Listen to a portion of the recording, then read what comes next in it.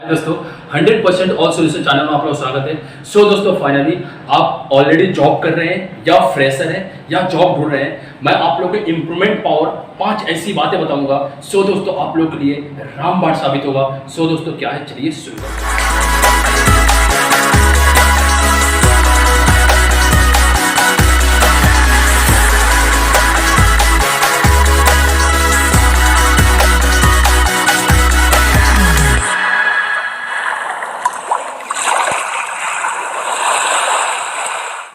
Hello दोस्तों, मैं finally आज आप लोगों की सैलरी इंप्रूवमेंट और जॉब की बातें मैं करने जा रहा हूँ। दोस्तों फर्स्ट ऑफ ऑल आप लोग को ध्यान देना कि जिस फील्ड में आप जिस सेक्टर में आप काम कर रहे हो उस सेक्टर में प्रॉपर तरीके से आपको नॉलेज होना बहुत ज़रूरी है, या जिस सेक्टर में आप जा रहे हो उस सेक्टर के बारे में आपको प्रॉपर नॉलेज होना बहुत ज़रूरी है। अपनी तैयारी बहुत ज़रूरी है।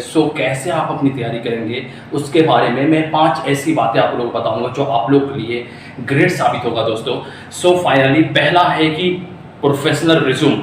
आप जब कंपनी को ज्वाइन करोगे ना तो आपको कंपनी के लिए पहले आपको प्रोफेशनल रिज्यूम की रिक्वायरमेंट होती है।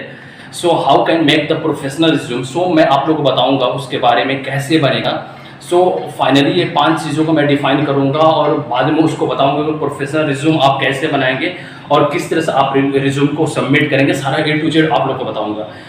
फाइनली ये चीज़ आप लोग समझिए कि कभी भी स्टार्टिंग आपकी जो तैयारी होगी ना, पहले आपका रिज्यूम देखा जाता है कि आपका रिज्यूम कैसा है। आपकी रिज्यूम प्रोफेशनल अगर आपका रिज्यूम है ना तो वहाँ पे आपकी चांसेस बहुत अच्छी होती है, क्योंकि first impression is the last impression.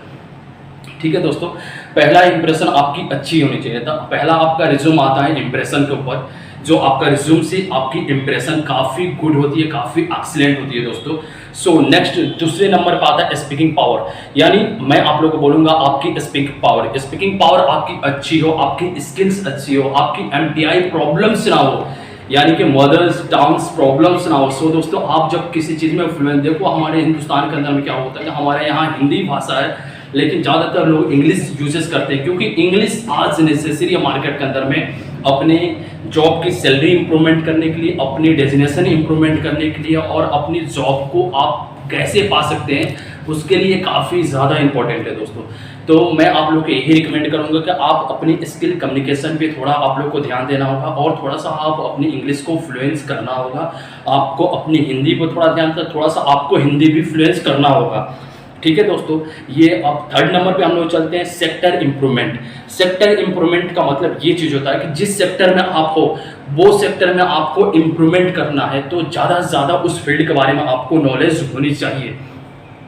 आप जाते हो इंटरव्यू देने के लिए, इंटरव्यू पीरियड में वही चीज़ पूछा जाएगा जिस फील्ड के लिए आप गए हो। जब वहाँ पे कुछ लोग जाते हैं तो बहुत ज़्यादा उनके अंदर में हेजिटेशन फील होता है, हेजिटेशन आ जाती है उनके अंदर में, वो प्रॉपर तरीके से इंटरव्यू अपना क्लियर नहीं कर पाते हैं। उसके लिए उनको सैलरी भी कम मिलती है और कभी कभी उनको इंटरव्यू से बाहर निकाल दिया जाता है। दोस्तों फाइनली मैं ये कहूँगा कि जब आपकी तैयारी होनी चाहिए तो तैयारी पीरियड में आपको जिस फील्ड के बारे में बोला जाता है कि जिस फील्ड के बारे में आप इंटरव्यू देने जा रहे हैं उस फील्ड के बारे में प्रॉपर तरीके से मास्टर लेवल डिग्रीज आपकी कंप्लीट होनी चाहिए, क्योंकि आपका लेवल इस तरह से होना चाहिए कि इंटरव्यूअर क्या पूछ रहा है वो आपको पूरी तरह से क्लियर होना चाहिए। क्योंकि कहा जाता है कि अगर जब आप सीट पे बैठे हो सामने आपके इंटरव्यूअर बैठा हुआ है आपसे क्वेश्चन करेगा आपके फील्ड के अकॉर्डिंग, यानी कि जिस रिलेटेड आप गए हो वहाँ पे, लेकिन क्या क्वेश्चन करेगा वो आपको पता नहीं है। लेकिन आपको इतनी तैयारी होनी चाहिए कि उसके इंप्रेशन, उसकी फेस वैल्यू से आपको पता चल जाए कि ये पर्सन मुझसे क्या पूछने वाला है। दोस्तों ये रहा। उसके बाद से फोर्थ थिंग पे हम चलते हैं। हमारा फोर्थ थिंग ये रहेगा कि सेक्टर कंप्लीट हो गया, उसके बाद से पर्सनालिटी इंप्रूवमेंट। ठीक है दोस्तों, पर्सनालिटी इंप्रूवमेंट में क्या चीज़ होती है कि अपने पर्सनालिटी पर ज़्यादा ध्यान देने की जरूरत होती है, क्योंकि कभी कभी होता है लोग कि जींस पैंट पहनकर इंटरव्यू देने चले जाते हैं, ये रॉन्ग होता है। आपको फॉर्मल पैंट होनी चाहिए, फॉर्मल शूज होनी चाहिए, टाई होनी चाहिए, पूरी तरह से कंप्लीट आपकी इंटरव्यू के समय आपको कंप्लीट रेडी होकर रिज्यूम के साथ आपको प्रोफेशनल तरीके से एंट्री करना है, क्योंकि वही आपका इंप्रेशन होगा जो आपकी सैलरी पे ग्रोथ करेगा। आप फ्रेशर है, स्टार्टर है, तो आपको जॉब वही प्रोवाइड आपकी होगी।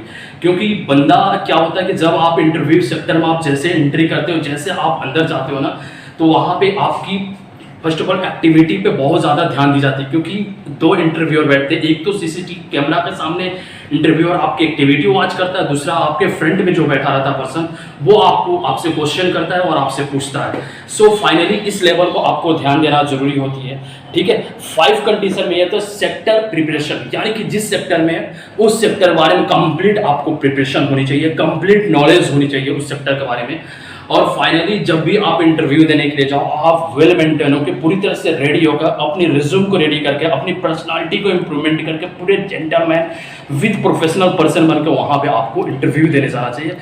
आई होप दैट कि वो पर्सन किसी भी फील्ड का है, मुझे ये चीज़ के नहीं है कि आप किसी भी फील्ड को हो तो उस फील्ड के लिए मैं रिकमेंड, किसी भी फील्ड के आपकी तैयारी अपने हिसाब से होनी चाहिए, आपकी प्रिपरेशन उस तरह से होनी चाहिए शायद आगे वाला को आप पसंद आ जाओ।